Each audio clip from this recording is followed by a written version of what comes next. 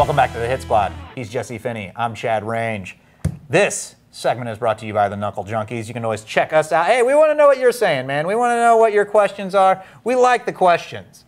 You got the comments, and you always make fun of my hair and Jesse and this. But hey, we want questions is what we want. Facebook.com/Hit Squad 101 ESPN. Twitter handle, basically the same thing. Throw an @ in front of the Hit Squad 101 ESPN. Questions from the Knuckle Junkies. Dana White recently laid out the 2014 UFC schedule. 13 pay-per-views, 4 events on UFC on Fox, 14 events on Fox Sports 1, and 4 events on Fox Sports 2. I didn't even know there was a Sports 2. Yep. They're back. Man, they're really flooding the market. Now, the question here is that too many, too little, or just the right amount? Definitely not. I mean, this is a ton of shows. Oh, yeah. This is a ton of shows. My answer to everybody is no, there's not enough. Okay? As a promoter, it's all about the money. Yeah, he's making money. The company's making an ass ton of money right now. Okay, listen. At the same time, here's the thing: is the only thing that this will hurt is the pay-per-view numbers because there's so much mixed martial arts out there. You can wait till the next weekend to see the fight. Or you got to follow this fighter. You're spending a lot of money, man. I mean, at the end of the day, it's a ton of money. Okay, and listen, if you're going to go out and cut back, it's going to be on the pay-per-views.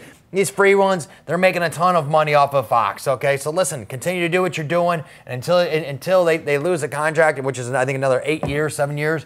They're going to continue to do this. And I actually think that at the end of the day, glass is half full, half empty. I actually think it's actually half full because it brings in more MMA fans, which is going to bring in more fans to the local scene, to the local gyms, to local everything. It's just a big, huge commercial. So you know what? You can sit and complain about it all you want, but it's half full or half empty. I think it's up to you. And I tell you what, you want to talk about a snowball effect. From this time this has began to now, you can just see how the popularity of this sport has just grown and grown and grown. It's gone from maybe a couple fights a year, 3 or 4, to maybe a fight a month, to now look at this. I mean, you're getting, and I think a question was posed to us not that long ago was the roster getting too full?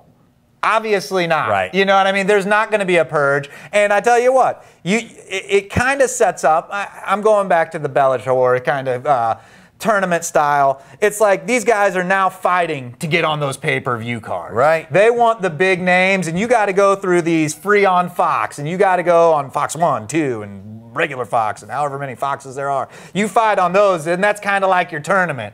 And you start building that name for yourself, and then you get the big paydays on getting on the pay-per-view. I really like it. I like what the UFC's doing.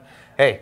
It's free, man. That's and you know what? right. You can't argue with it. The only ones you can argue with is the pay-per-views. And I think that if anything, it's hurting their numbers, but at the same time, it's actually driving their numbers up because they're getting more money from Fox. And you know what? It's called a balance. You know what? And at the same time, these guys are making a ton of money. Do what you keep doing. Hey, none of us would be doing what we're doing if it wasn't for the UFC. Oh, absolutely. They've got it right. And that's an interesting point that it's actually hurting their pay-per-view numbers because they're giving everybody kind of what they want for free. Right, but at the same time, the big names will be on the pay-per-view. The pay-per-view numbers, right? And they're building people for the pay-per-view, so you're going to go buy them. There's a method behind all the madness. Oh, absolutely. Who I really feel sorry for is all the people that have to travel that much. The staff of the UFC. I was going to say that's the ring guys and the staff. We've been there, done that. Oh, absolutely. It's rough. Poor Joe Rogan.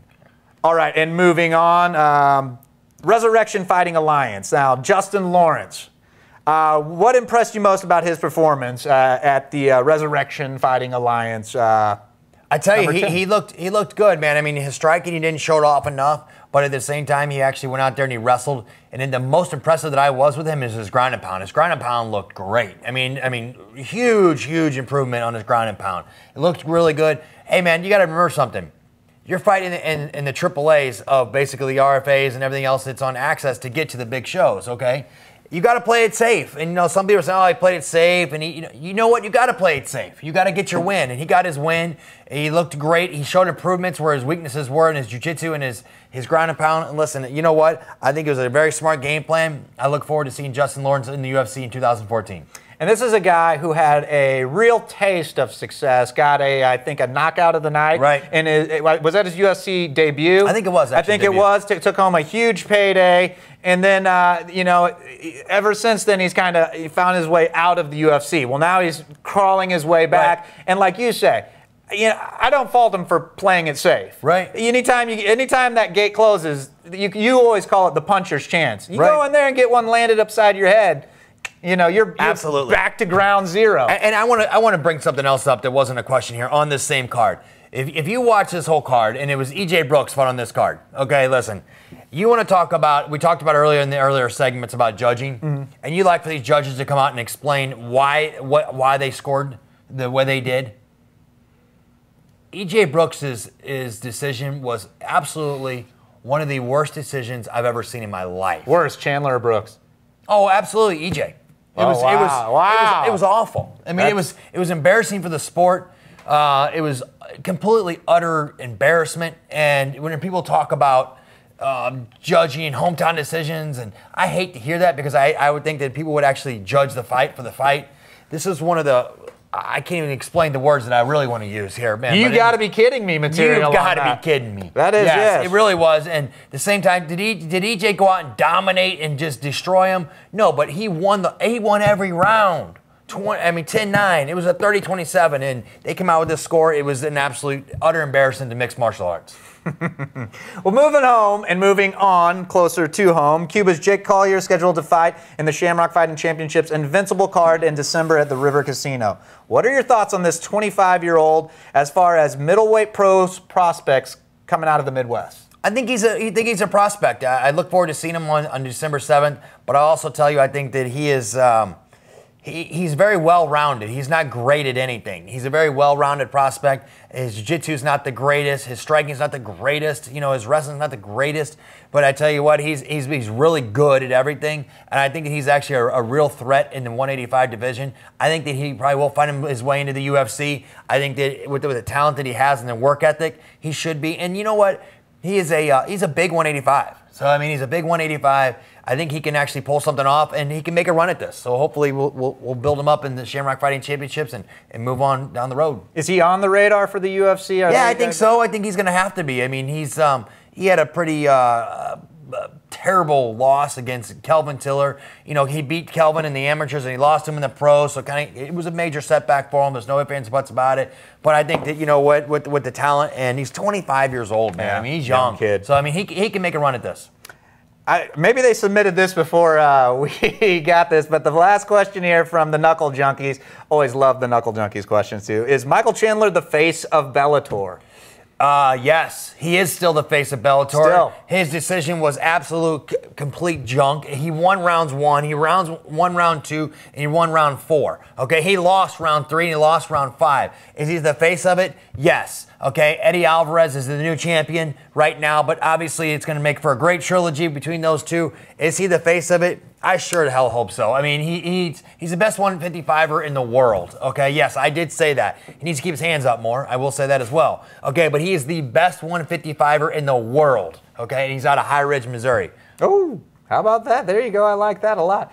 Here's my question. Does Bellator need a face? Do they want that, or should they go on like their merits alone? Like we're a tournament style, and I hope they don't go to the pay-per-view as we talked about before. I think they should put it free on Spike, the culmination of the championships. Hey, here's those $100,000 paydays. These guys are fighting. I hate to say it, but being the face of Bellator is kind of like being the face of the CBA. LeBron, I think I'd rather be a player in the NBA than the face of the CBA. Sure, and you know what? Here's the thing, man, is like these guys are great, talented fighters. Yep. I hate to see them go back out and get the Tito Ortiz's. I know what you're doing. You're getting your numbers up, and that's smart. But at the same time, you don't need to keep going picking up UFC offshoots that got cut here and there. Build your own stars, and Michael Chandler, Eddie Alvarez, like they're doing a great job. And the best thing that ever happened to Bellator,